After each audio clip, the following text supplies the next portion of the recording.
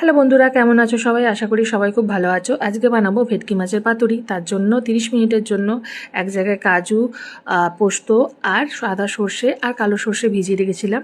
তারপরে মিক্সির মধ্যে পরিমাণ মতন লবণ আর হলুদ আর কাঁচা লঙ্কা দিয়ে পেস্ট করে নিলাম। আর এখানে দেখো, এইটাও মোটামুটি 2 থেকে 3 মিনিটের মতন ভিজিয়ে রাখবো।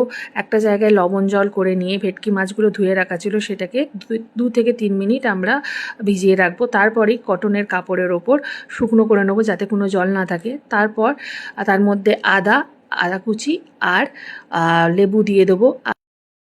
আর যে পেস্টটা বানিয়েছিলাম সেটাকেও ম্যারিনেট করে রাখবো 30 মিনিটের জন্য।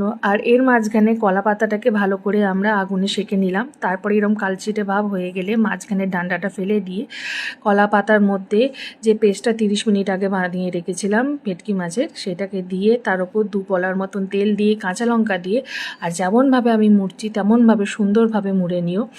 আর দড়ি দিয়ে ভালোভাবে বেঁধে নিও যাতে না ভেতরের পুরটা ভাজার সময় বা ভাপানোর সময় বেরিয়ে যায়। তো ভালো করে দড়ি দিয়ে বাঁধার পরে সোজা ফ্রাই করতে দিয়ে দিলাম। ভালো করে এপিট ওপিট ভালো করে ফ্রাই হয়ে যাওয়ার পর গরম গরম ভাতের সাথে সার্ভ করেও খুবই সুস্বাদু খেতে হয়। যদি এই ভিডিওটা ভালো লেগে থাকে তোমরা জানো কি করবে, আমার পাশে থেকো আর কমেন্ট করে জানিও। টাটা।